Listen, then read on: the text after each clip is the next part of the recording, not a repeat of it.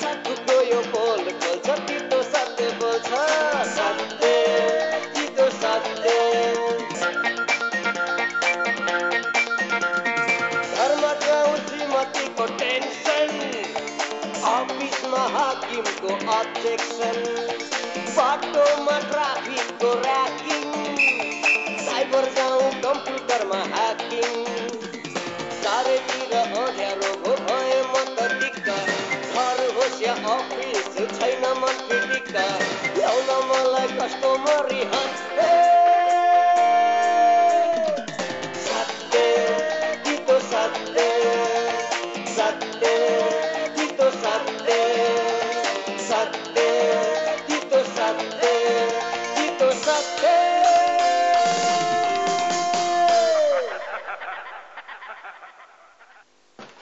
प्रधानमन्त्रीको आवश्यकता होइन इच्छुक नेपाली नागरिकले आवेदन दिनु हुन अनुरोध गर्दछौ देऊ न दिपक देऊ मेरो लागि भए पनि देऊ यस्तो मौका गुमाउनु हुँदैन म पहिले चढे ओ गुरुजी भन्नुहोस् त को पहिले चढे पहिला त म चढे हजुर यो लाइन पनि समानुपातिक ढंगले राख्नु पर्यो यार के समानुपातिक भने जहाँ पनि समानुपातिक के हो दिपु आयो प्रधानमन्त्रीको लागि निवेदन दिएर आउने बित्तिकै दीपकबाट दिपु कास निर्माणको काम अहिले जाड खाएर सुतेको जडा जस्तो भइराखेको छ यसलाई म कागती पानी र हल्का सिजर खुवाएर राम्रो बनाउने प्रयास गर्नेछु आदरणीय दर्शक महानुभावहरू प्रधानमन्त्रीको छनौट यस पटक परीक्षा प्रणालीबाट हुँदैछ पहिलो भ्रमण हाम्रो अमेरिका हुनुपर्छ है नो पहिलो भ्रमण भारत ए तेरीको आफुलाई कस्तो अमेरिका घुम्न मन लागिरहेछ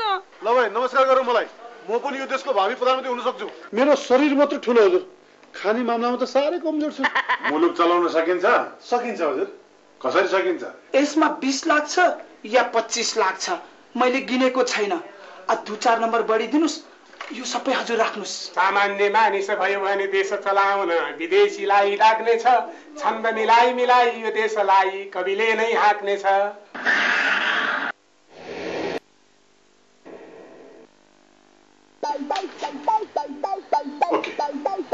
प्रधानमन्त्री छान्ने जुन हाम्रो दायित्व छ त्यसलाई हामी सही ढंगले निभाउन चाहन्छौँ जननिर्वाचित प्रधानमन्त्रीको सट्टा परीक्षा मार्फत प्रधानमन्त्रीको चयन गर्ने सिस्टम बसाले भने के असर पर्ला भनेर प्रयोग गर्न खोजेका हौं हामीले अन्तर्वार्ताको क्रममा अब तपाईको पालो आएको छ यो देश चलाउन सक्छु भन्ने आँट छ तपाईमा नेपालीको छोरा हो मसँग छाती भित्र छाट चुनाव जितेर आउन सक्दिन म छैन मसँग गाँठ राम्रो एकदम राम्रो म राम्रो छु महोदय हैन कविता राम्रो छ भनेको कवि हुनुहुन्छ देश चलाउन सकिन्छ यो त अत्यन्तै कठिन काम हो नेताले मात्र मुलुक हाँक्दछन् भन्ने जमाना अब गए लक्ष्मी प्रसाद देवकोटा पनि मन्त्री भएका थिए तर उहाँ त्यति सफल देखिनु भएन किन होला भन्नुस् त एउटा मौका दिएर मलाई इतिहास लेखाइदिनुहोस्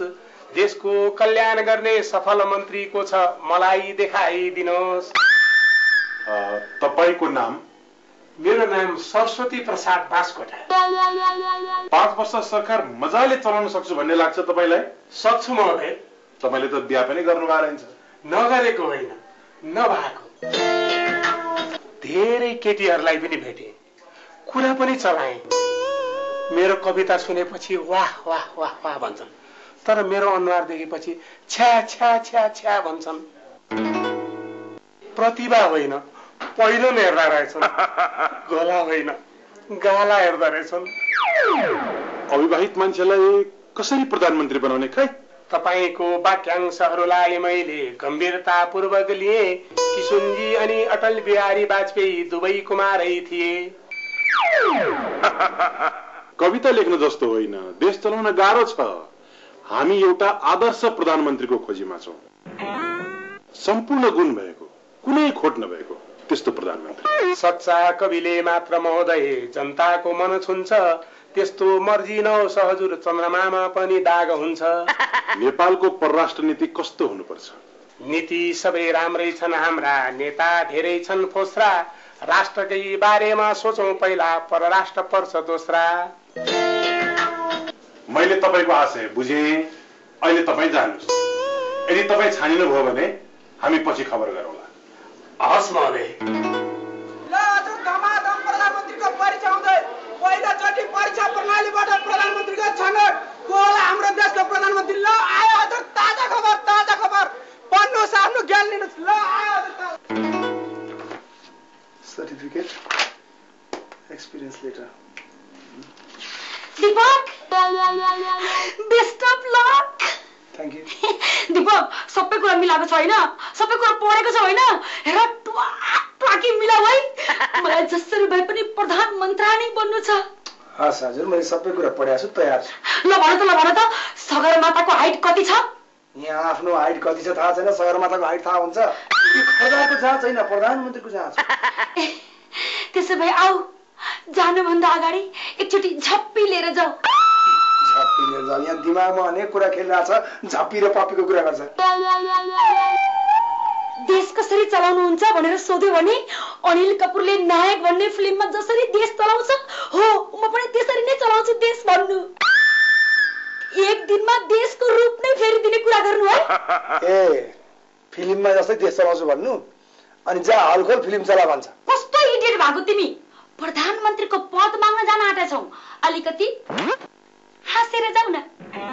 म केटी माग्दिन लाउरा, हाँस्दै जानलाई। ल सम्झौ तिमी त। पख न एकछिन, अझै बाँकी छ क्या, पख न।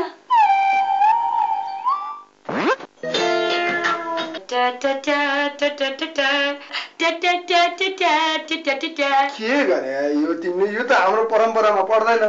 हिन्दी सिरियलबाट सिक्या। अब जाऊ। पख डिकी।